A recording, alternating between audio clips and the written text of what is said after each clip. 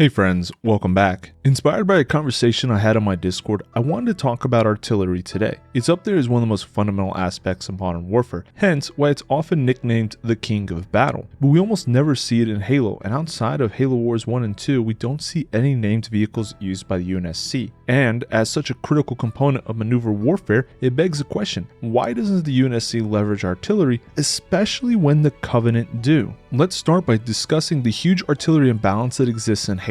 When we look at our adversary factions, the Banished, the Covenant, we see tons of artillery. The Wraith itself is more or less a self-propelled heavy mortar. Many of the plasma weapons are leveraged in indirect fire modes. Even the Brute Shot can be seen as a form of mobile grenade launcher. Indirect fire is indirect fire. We see the Covenant and Banished also leverage anti-air artillery a lot as well. Think about it in Halo Infinite just by itself. Those massive anti-aircraft and frankly anti-ship guns on the surface, denying terrain to the UNSC, but we don't see humans ever use anything like that in response. We know humans understand artillery, it exists in Halo Wars, and although Halo Wars is where many concepts go that really aren't seen as suitable in the mainline games, like mechs, the Rhino in Halo Wars and the Kodiak in Halo Wars 2 are both potent self-propelled guns. They leverage massive firepower to destroy mass troops and buildings. They're mobile, relatively. Yeah, they have to go static to fire, but the fact that they can move quickly after, a concept typically referred to as shoot and scoot, makes them pretty lethal. In addition to just the vehicles, you also have fixed siege cannons you can build around your bases in game, but for the sake of today, we'll keep it to just those two. The Kodiak, the M400, uses the M4131 152mm rapid fire howitzer, which, based off of gameplay and taking a look at, has a rate of fire roughly once every 6 seconds. We really only see high explosive HE shells used in game, but the Halo Encyclopedia does talk about precision guided rounds. I believe there's some special powers too in the multiplayer where you can get like cryo rounds or sentinel rounds, but for the most part we'll just talk about the HE. Halo Wars on the other hand, you see the M145 Delta, the Rhino. This on the other hand is much larger and uses a 320mm plasma howitzer, which is huge, frankly. In-game lore states it has a stunning 100km range, whereas the M400 Kodiak, which doesn't have one stated but presumably using 152mm standard shells, I would estimate 50 to 60 kilometers using advanced propulsion. Now you might be asking yourself, Cabezon, why are you telling us this? Why does any of this matter? Well, let me break it down. Artillery makes a huge difference on the battlefield. Obviously, World War I was an example of that, but even if you look at conflicts like World War II, Korea, they all showcase how artillery is both a major component of warfare, but also a significant driver of casualties. Right now in the modern world, the Russian invasion of Ukraine is a prime example of this. The sheer amount of shells being fired has left significant portions of the front line looking like the surface of the moon, cratered and pitted. It's also the biggest contributor of casualties for likely both sides. Artillery works because in modern warfare, it's all about maneuver. You want to be able to move and keep your adversary, your enemy, from doing so as well. This ensures you always have the upper hand. Again, another common phrase you'll hear around the army is find, fix, and destroy. Well, to fix, that is to freeze your enemy in place, artillery is a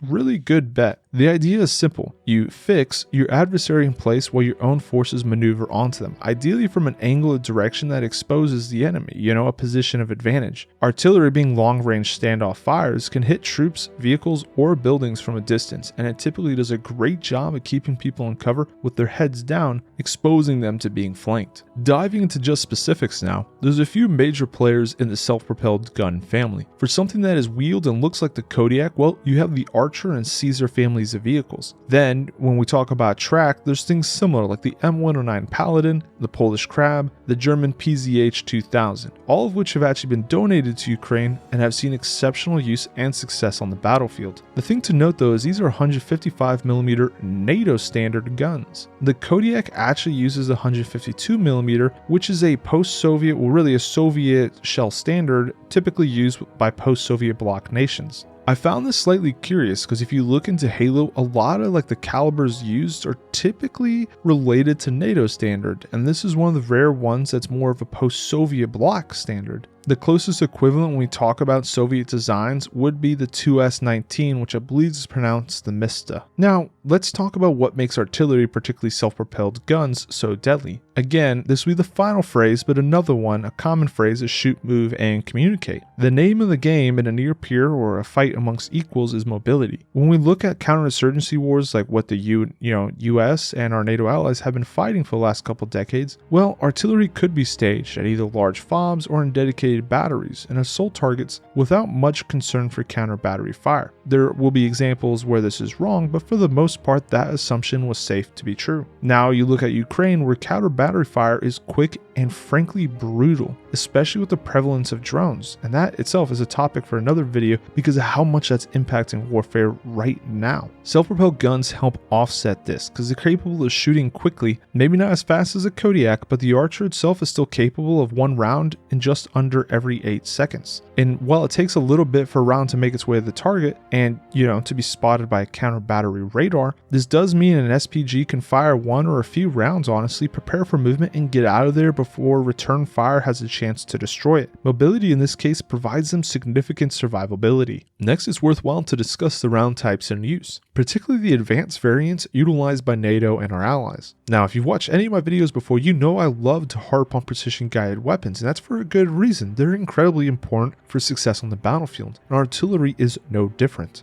NATO 155mm guns can fire the Excalibur round, which actually uses fins to guide itself to a GPS point. That means one shot hits a target every time. They also use small rockets in the base of the shell, increasing its range out to 50 kilometers. When we talk about different types of effects, well, then you have the Prox round. That uses a small radar on the shell tip to detect when it's at the right height to detonate, and let me tell you, that does absolutely filthy things to personnel in cover, or especially when they're exposed in the open. Another interesting variant type that's seen a lot of use in Ukraine are these fire and forget submunition shells like the bonus or smart round. These have submunitions like smaller explosives in the shell that when the parent shell more or less opens up, they descend under their own control. I believe either parachute or another vice versa method. They have imagers on them that could acquire vehicles such as a tank, which aims a submunition and then fires it so that a explosively formed penetrator punches through. Yeah, they have a bit of a shorter range, only 35 kilometers or so, but still they pack an absolute punch. Keep in mind, these 155mm standard rounds weigh 106 pounds, give or take, with an 11-pound warhead. So that's a lot of bang. And, when we talk about the submunitions, they're tinier, but they still, it was a smart 155mm round that took out a Panzer